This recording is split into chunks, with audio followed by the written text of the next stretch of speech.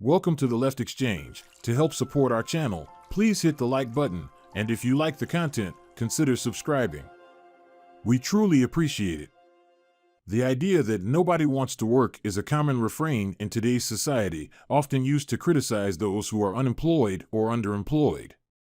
However, this idea is not only untrue, but it is also rooted in capitalistic propaganda that serves to obscure the realities of the capitalist system and maintain the power of the ruling class. One of the main reasons that people are often seen as not wanting to work is the fact that wages have not kept up with productivity or inflation. In other words, even though people are working harder and producing more, they are not seeing the benefits of their labor in the form of higher wages. This situation is not a result of laziness or a lack of desire to work, but rather a direct consequence of the capitalist system. Under capitalism, the main goal of businesses is to maximize profits for their owners. To do this, they must keep wages as low as possible while still maintaining a sufficient workforce. This means that workers are often paid less than the value of their labor, with the difference going to the owners of the business as profit. As a result, workers are forced to sell their labor to survive, even though they are not being fairly compensated for their work. Furthermore, this situation is made worse by the fact that wages are not tied to productivity or inflation. Instead, they are determined by the market and the power dynamics between workers and employers. In many cases, employers are able to take advantage of workers who are desperate for a job and pay them less than they are worth. This creates a situation where workers are forced to accept low wages and poor working conditions, even though they are producing more and more for their employers. This situation is not just unfair, but it also has a negative impact on the economy as a whole. When workers are not paid a fair wage, they are unable to afford the goods and services that they produce. This leads to a decrease in demand, which in turn leads to a decrease in production and economic growth. In addition, low wages can also lead to increased inequality, as the wealth generated by the economy is not distributed evenly among all members of society.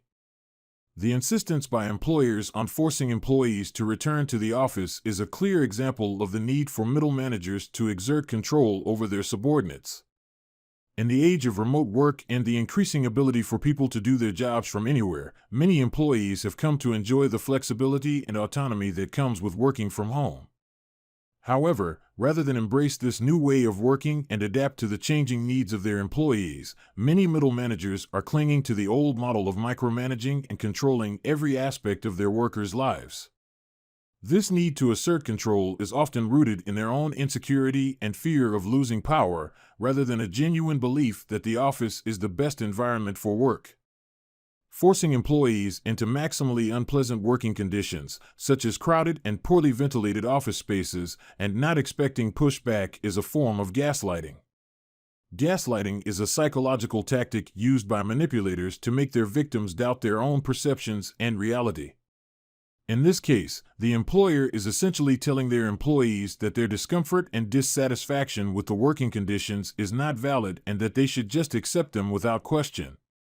This is not only unfair, but it can also have serious negative effects on the mental and physical health of the employees. Overall, the insistence on forcing employees to return to the office is a clear sign of middle managers' need to exert control over their workers and their unwillingness to adapt to the changing needs of their employees.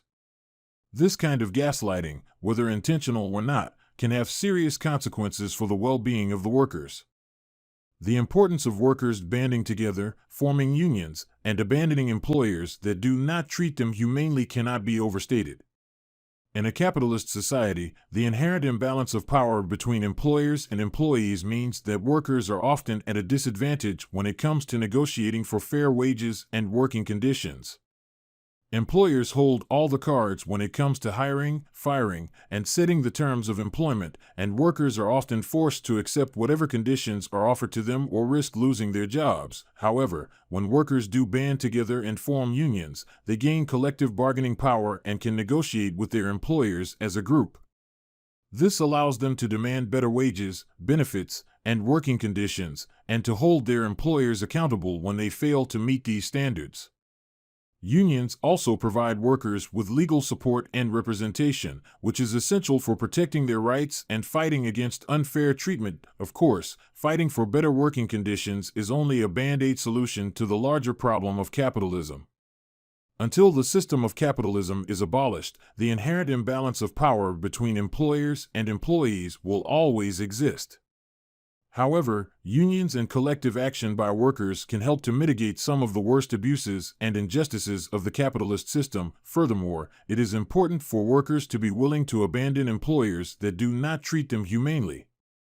This can be difficult, especially in situations where workers are struggling to make ends meet and are afraid of losing their jobs.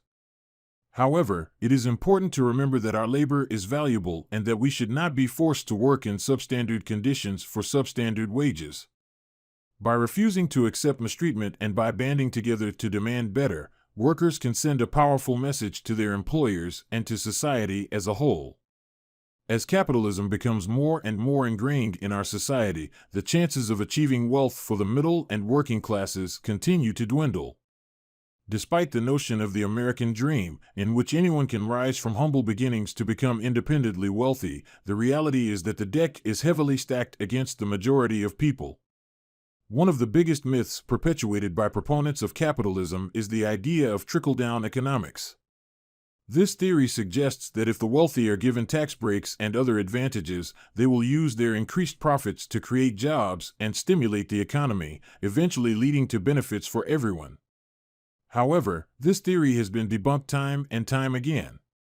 In practice, the rich tend to hoard their wealth, using it to further consolidate their power and influence rather than sharing it with the rest of society. The facade of becoming independently wealthy only serves to keep the middle and working classes in a state of complacency. It distracts them from the harsh realities of the economic system and encourages them to focus on their own individual struggles rather than the collective issues facing their class. In order to truly improve their situation, the middle and working classes must grow a greater sense of class consciousness. This means recognizing their shared experiences and struggles and coming together to demand a more equitable distribution of wealth and power. It's time for the middle and working classes to wake up and realize that the capitalist system is not working in their favor.